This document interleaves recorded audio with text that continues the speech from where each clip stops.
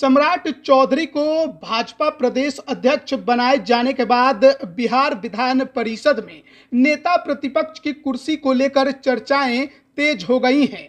Party के नियमों के मुताबिक एक व्यक्ति दो पदों पर नहीं रह सकता, यानी सम्राट चौधरी जल्द ही नेता प्रतिपक्ष की कुर्सी छोड़ देंगे। ऐसे में सदन के अंदर नेता प्रतिपक्ष के लिए नए नामों की चर्चाएं शुरू हो गई हैं। कुर्सी के खाली होने से पहले उस पर नेताओं की दावेदारी भी चालू हो गई है। बीजेपी विधान परिषद में सरकार को घेरने के लिए किसी मजबूत चेहरे पर ही भरोसा दिखाएगी। इतना तो तय है कि आगामी लोकसभा चुनाव में जातीय समीकरण की तुष्टि के साथ यह नेतृत्व सौंपा जाएगा। इस समीकरण के तहत जनक राम, राजेंद्र गुप्ता, हरीश सहनी, प्रोफेसर नवल किशोर यादव और दिलीप जायसवाल की चर्चा चल रही है। दलित वोट पर निशाना साधने की मंशा के साथ बीजेपी सांसद और मंत्री रह चुके एमएलसी जनक राम को भी बिहार विधान परिषद में नेता प्रतिपक्ष बना सकती है। जनक राम बसपा की राजनीति से बीजेपी में आए और गोपालगंज से सांसद भी बने। 2020 की नीतीश सरकार में खान और भूतत्व मंत्री भी बने।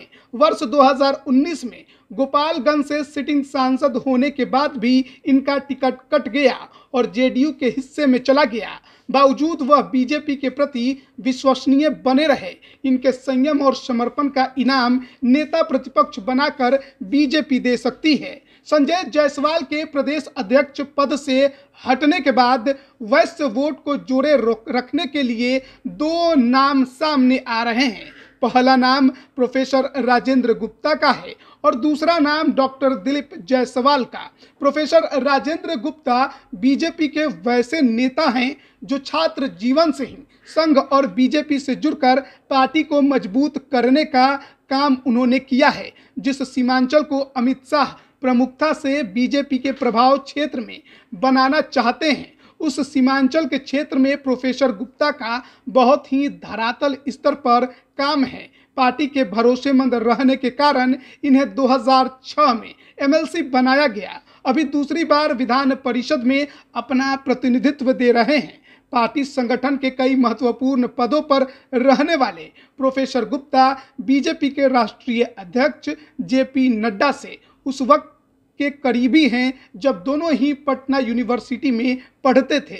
यह करीबी और संगठनात्मक जिम्मेदारी के साथ आज भी वे काफी करीब दिखाई देते हैं। इसके अलावा वैश्य समाज से आने वाले दिलीप जायसवाल की भी चर्चा इसलिए चल रही है कि वह बीजेपी नेतृत्व के बड़े करीबी रहे हैं और प्रभावकारी भी।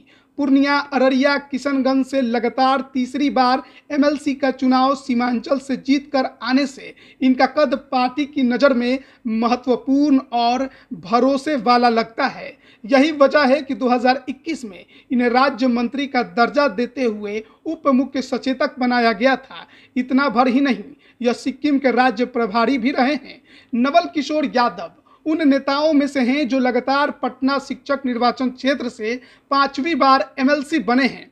Professor Yadav RJD supremo Lalu Prasad Yadav के काफी करीबी नेता माने जाते थे, लेकिन 9 साल पहले आरजेडी नेतृत्व से मोहभंग हुआ और बीजेपी के नामचीन और तत्कालीन बिहार प्रभार के रूप में आए भूपेंद्र यादव के प्रभाव में बीजेपी ज्वाइन किया और अभी भी वह बीजेपी से एमएलसी हैं। बीजेपी समय समय पर यादव वोट को बीजेपी के पक्ष में करने की जुगत लगाते रहती है। कभी नंदकिशोर यादव तो कभी नित्यानंद राय को प्रदेश अध्यक्ष बनाया, पर बीजेपी को विशेष लाभ नहीं हुआ। पर यादव वोट को हासिल करने की नीति पर बीजेपी संभव है कि प्रोफेसर नवल किशोर यादव पर भरोसा कर सकती है। ऐसा इसलिए कि 14% वोट बैंक यादव जाति का है। बीजेपी का निशाना अति पिछड़ा वोट बैंक पर भी है। इस लिहाज से हरीश सहनी का भी नाम चल रहा है।